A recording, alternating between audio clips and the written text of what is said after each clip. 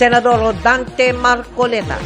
Kinasuhan na ng plunder ng ombudsman kaugnay sa pagtanggap niya ng 75 million pesos noong kongresista pa. Dating Congressman Mike Defensor at dalawang iba pa dawit sa kaso. PNP handang isilbi ang arrest warrant sa oras na maglabas ng Sandigan Bayan.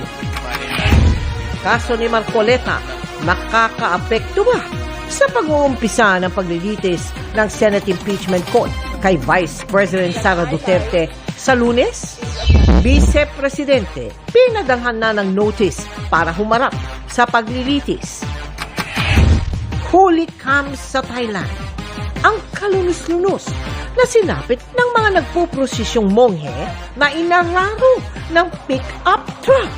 Nagmamaneho sa sasakyan, 11 taong gulang lang. Kasunod ng pagkahulog ng isang pasahero sa jeepney na biglang kumabig para mag-overtake. Dalawa pang jeep na biyaheng Antipolo Rizal, tila ginawang racetrack ang Marcos Highway at gumewang-gewang pa. Ang mga itinataw na parusa sa mga patok jeep tutukan. Mga kasunduan ukol sa enerhiya, mga likas na yaman, kultura, turismo at trabaho, pinirmahan ng Pilipinas at Canada. Canada, muli ring nagpahayag ng suporta sa Pilipinas sa issue sa West Philippine Sea. Ang makasaysayang panalo ni Pinay tennis superstar Alex Ayala sa nagpapatuloy niyang laban sa Wimbledon 2026. Solendiusa, inspirasyon sa kanyang mga obra ang amang may iniindang sakit.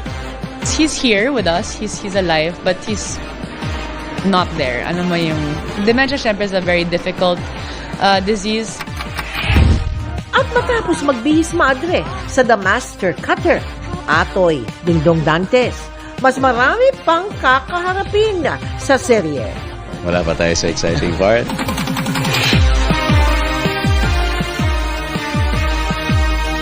Live mula sa GMA Network Center, ito ang 24 oras. Magandang gabi po, Luzon, Visayas at Mindanao. Kinasuhan na ng plunder at paglabag sa Presidential Decree No. 46 si Senador Rodante Marcoleta. Kaugnayan sa pagtanggap umano niya ng 75 million pesos ng congressman pa. Kinasuhan din ng ombudsman sa Sandigan Bayan ang tatlong nagbigay ng pera, kabilang si dating Congressman Mike Defensor. Nairaffle na sa iba't ibang dibisyon ng Sandigan Bayan ang mga kaso. Inaantabayan na kung maglalabas sila ng arrest warrant. At nakatutok live si Joseph Mort. Joseph!